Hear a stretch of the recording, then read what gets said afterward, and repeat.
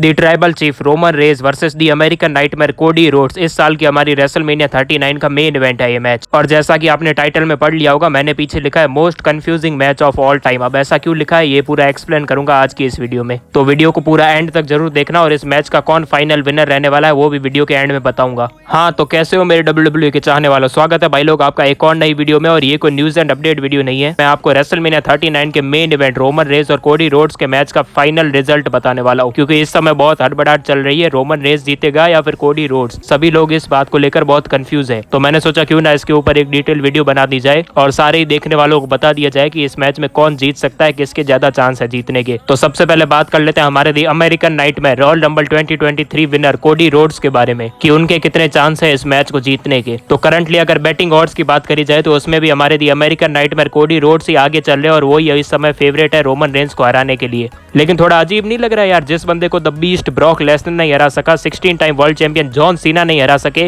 Hall of famer as नहीं हरा सके, भाई उस बंदे को दी अमेरिकन नाइटमेयर कोडी रोड्स हरा देगा, जिसने भाई अभी पिछले साल ही WWE में अपना रिटर्न किया। और जैसा कि रोमन रेज ने कोडी रोड्स से पूछा था, क्या तूने कभी इस टाइटल को जीता भी है? चल भाई, टाइटल जीतने की बात छोड़, तूने कभी इस टाइटल के लिए आज तक एक मैच भी किया है? और मैच को भी जाने दे, तूने कभी रेसलमेनिया को भी मेन इवेंट किया है? तो भाई एक ऐसा बंदा जिसने कभी टाइटल जीती नहीं, टाइटल के लिए मैच तक नहीं किया और रेसलमेनिया को भी मेन इवेंट नहीं किया, वो इस साल के रेसलमेनिया में first time ever WWE title के लिए मैच लड़ रहा है और पहले ही मैच में भाई रोमन रेज जैसे बड़े सुपरस्टार को हरा देगा। लेकिन अब WWE वाले भी क्या करें, उनके पास सुपरस्टार बचा ही नहीं है। क्योंकि एक बंदा जो कि वर्ल्ड टाइटल का मैच डिजर्व करता था, उस हर एक बंदे को रोमन रेज ऑलरेडी हरा चुके हैं। एक बार नहीं, दो बार नहीं, तीन बार भी हरा चुके हैं। और ऐसे में भाई इस समय बच्चे कोडी रोड्स ही है जो कि वर्ल्ड चैंपियनशिप के लिए डिजर्व करते हैं एक मैच, और WWE ने उनको मैच दे भी दिया है। अब मैं ये नहीं कह रहा कि कोडी रोड्स वर्ल्ड चैंपियन बनना डिजर्व नहीं करते, नहीं भाई, कोडी रोड्स वर्ल्ड चैंपियन बनना डिजर्व जरूर करते हैं। लेकिन तुम खुद भाई थोड़ा सोच के देखो, मतलब रेसलमेनिया जैसे बड़े स्टेज पे रोमन रेज जैसे बड़े सुपरस्टार के सामने आप फर्स्ट टाइम एवर रेसलमेनिया को मेन इवेंट कर रहे हो,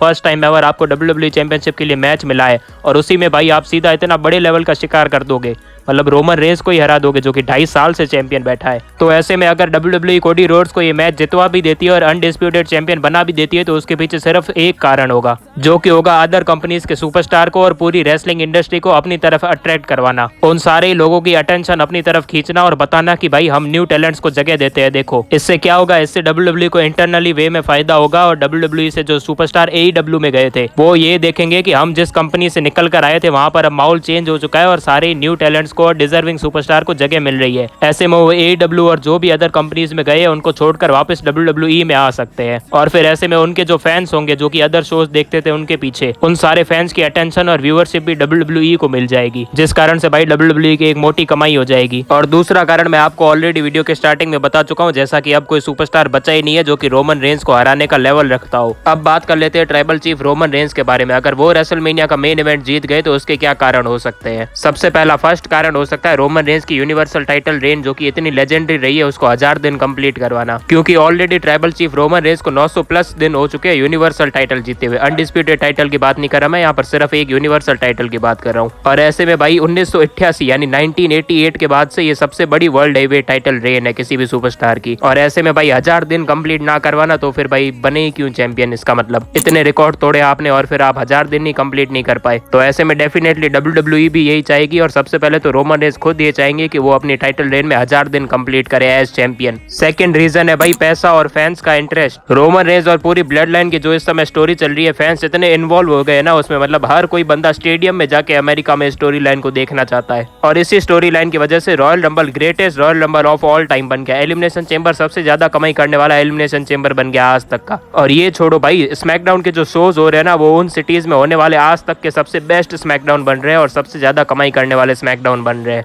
रोमन रेंज की वजह से सैमी ज़ेन जैसे बंदे का लेवल इतना ऊपर पहुंच गया है आज के समय में। और ऐसे में अगर ब्लड लाइन वाली इस स्टोरी लाइन को रेसलमेनिया में खत्म कर दिया ना तो भाई आगे फिर WWE किस स्टोरी लाइन पर डिपेंड करेगी, फैंस देखेंगे क्या। थर्ड एंड फाइनल रीजन जो कि मैं सोचता हूँ रोमन रेंज को रेसलमेनिया में जितवाने का कारण बन सकता है वो है इंटरनेशनल शोज। अब ट्रिपल एच के एरा में WWE हर साल 4 इंटरनेशनल शोज करवाने वाली है या फिर प्रीमियम लाइव इवेंट्स करवाने वाली है, और उनमें से 2 तो फिक्स रहने वाले, एक होगा सऊदी में और एक होगा UK में। इसके अलावा 2 और कोई भी कंट्रीज हो सकती है, वो चेंज होती रहेगी WWE की हर साल। और इस साल रेसलमेनिया के बाद लगातार 3 इंटरनेशनल प्रीमियम लाइव इवेंट्स होने वाला है। सबसे पहला होगा बैकलैश जो कि 6 मई को होने वाला है प्यूर्तो रिको कंट्री में। उसके बाद king and queen of the ring जो कि 27 मई को होने वाला है सऊदी में। एंड उसके बाद मनी इन द बैंक जो कि 1 जुलाई को होने वाला है यूके में। तो ऐसे में भाई अगर आप साल में सिर्फ एक बार किसी कंट्री में शो करा रहे हो और वहां पर आप अपने टॉप सुपरस्टार रोमन रेंस को ही नहीं लेके जाओ तो फिर कैसे चलेगा भाई। वहां के लोग फिर पैसा क्यों दे रहे हैं। रोमन रेंस जैसे बड़े सुपरस्टार को देखने के लिए तो पैसा दे रहे हैं।